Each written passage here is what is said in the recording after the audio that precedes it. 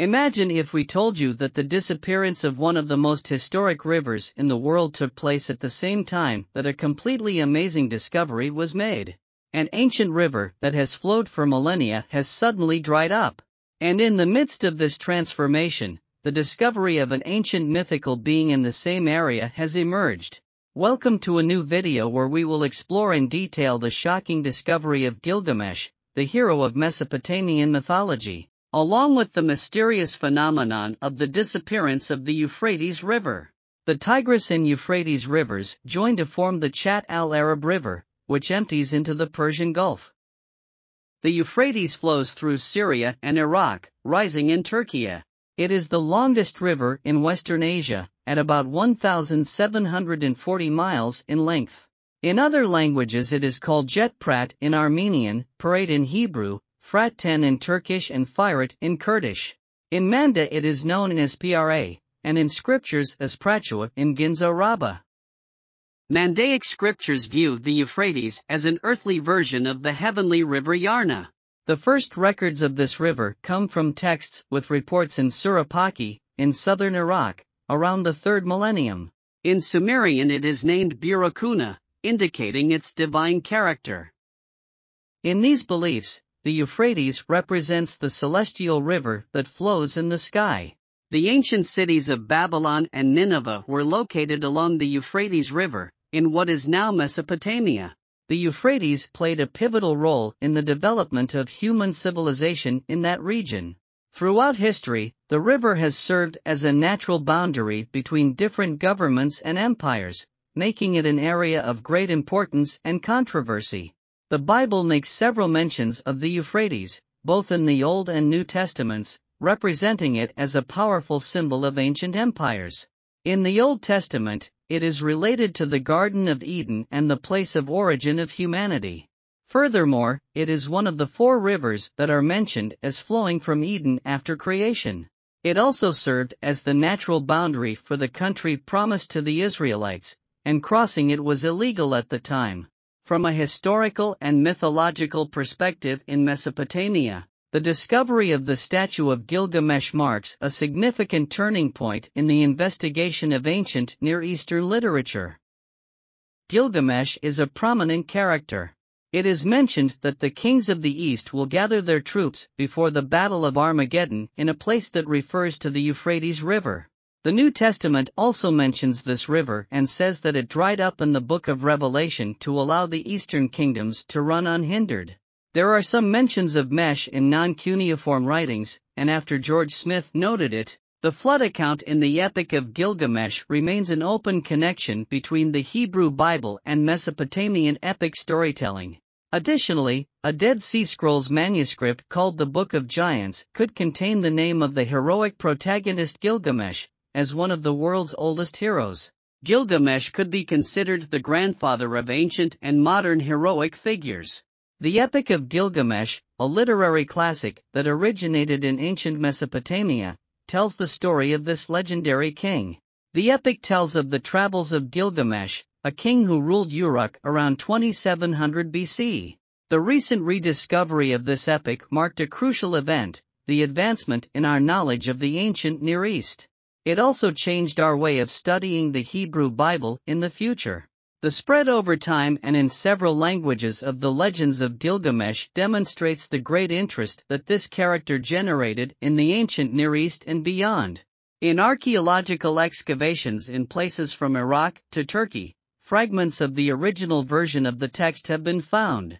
It is widely believed that the authors of the Hebrew Bible knew the story of Gilgamesh and used this knowledge to inspire elements and contrasts in their own text.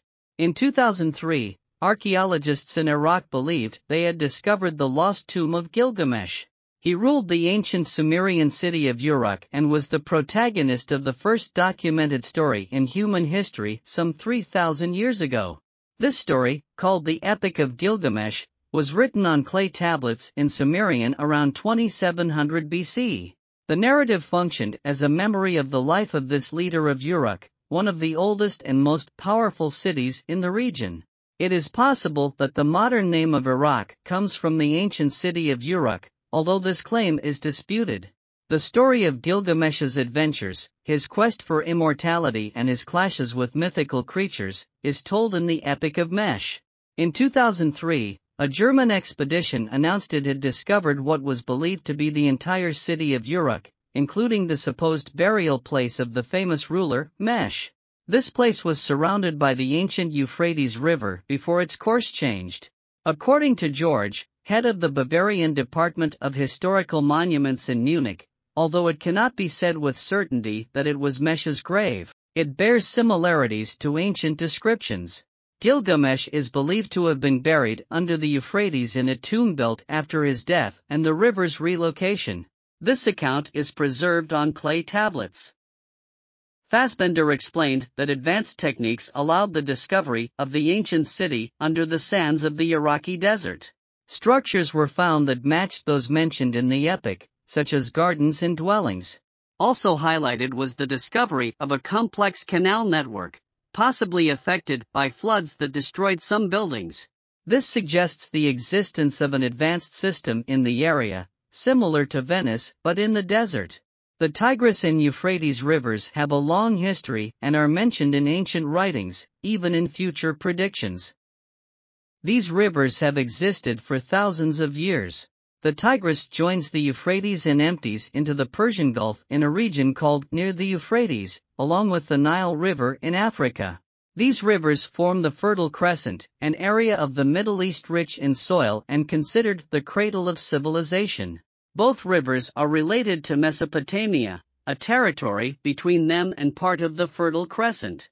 These rivers are mentioned in ancient texts, including the Bible and the Attics, in creation and in prophecy about the end of the world, which shows their antiquity. However, in recent years, the Tigris and Euphrates in the Middle East have decreased due to human activity and climate change.